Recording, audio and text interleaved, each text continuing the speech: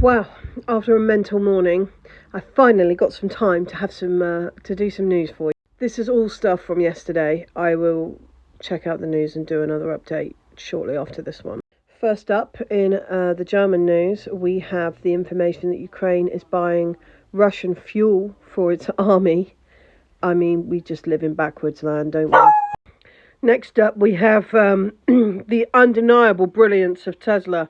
Have decided to make a special car for India that costs 24 grand. Now, obviously, they've done this because your average Indian can't afford to buy a Tesla. Of course, none of us can afford to buy Teslas either, and India hasn't got the power structure to be able to charge these things, but why that get in the way of a good idea, you know? On India, Modi has expanded its payment platforms, so Sri Lanka will be able to use India's payment system. Again, I think that really safety in numbers. You know, I know that India has this issue with China, but if the Americans see India doing well, they are sitting ducks. So I hope that that's not the case, but it does concern me. Algeria has applied to join BRICS and contribute 1.5 billion to the trade union. The Americans, as you will see in a video I did earlier, are livid about this but can't do anything about it. And again, we're seeing a real shift from what were very pro-Western countries in Africa towards the east.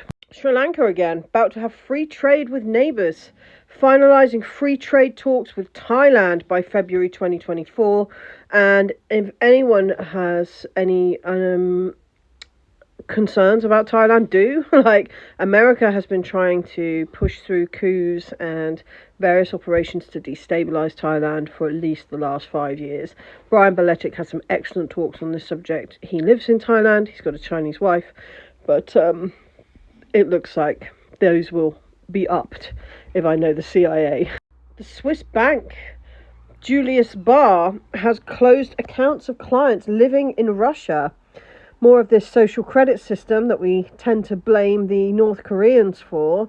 And again, another nail in the coffin of Western economy. These are just going to make people run from these banks. Singapore is to launch its own satellites with India launching the rocket.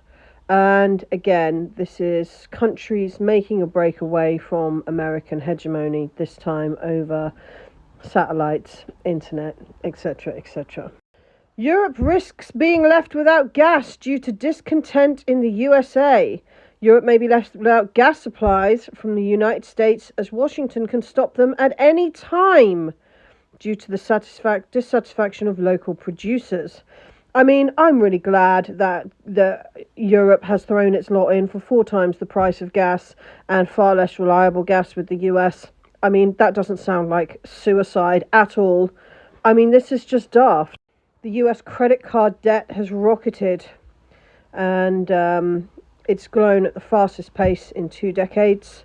People are just unable to live, and so are relying on credit increasingly.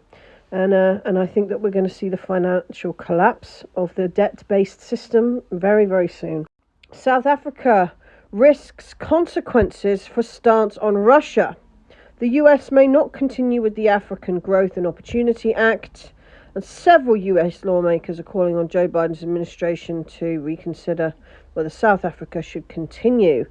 So what is South Africa supposed to do here? They're told to not allow Mr. Putin into their country because of the ICC, so they don't, and that's not good enough anyway, seemingly. They're still being sanctioned through the back door. It's America, go and deal with yourself. Leave Africa alone.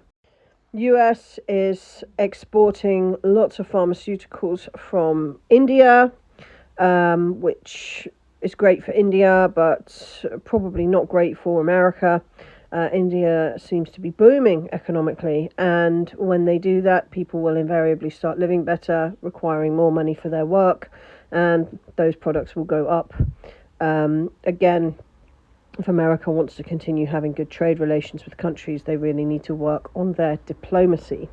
Binance has withdrawn its application for a crypto license in Germany following reports that the German financial regulator had denied the exchange a crypto custody license. Now, what's interesting about this is that the German economy is now so poor that rather than bothering with the diplomatic necessity to hash out the details of this, when this company has hit a stumbling block, they've just said there's no point. We're not dealing with this. We don't need to.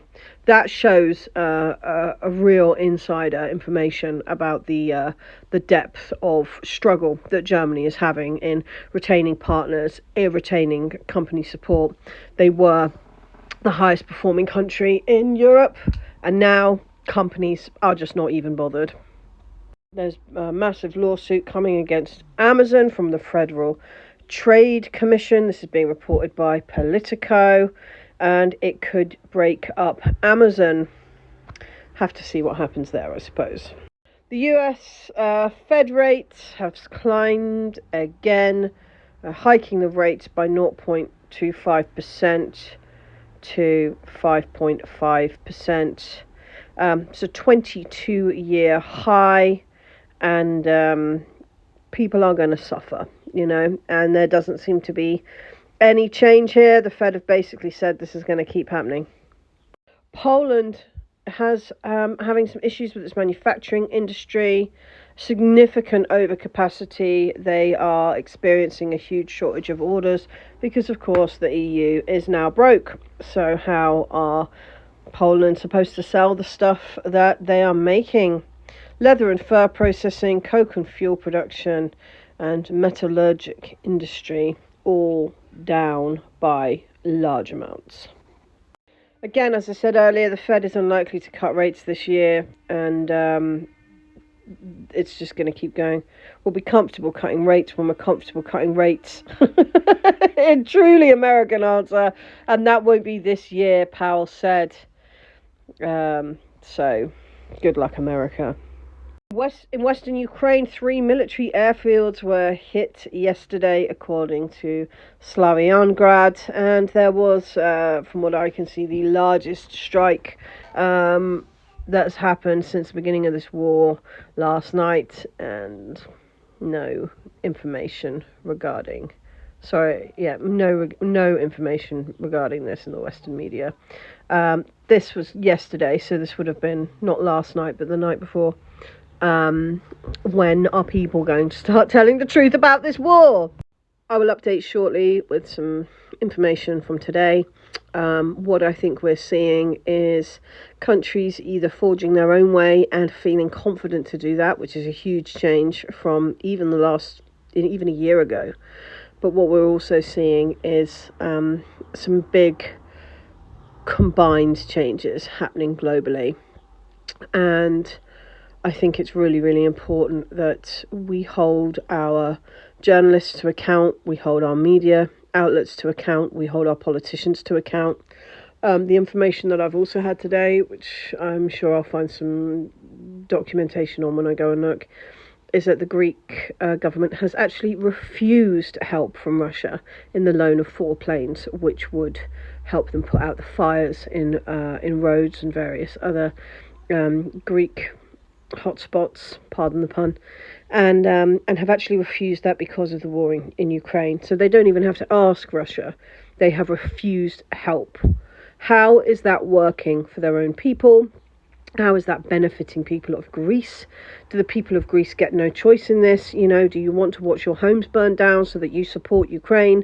It's wild to me that these politicians are making these decisions knowing full well that they go against the need and the well-being of the people of their own countries.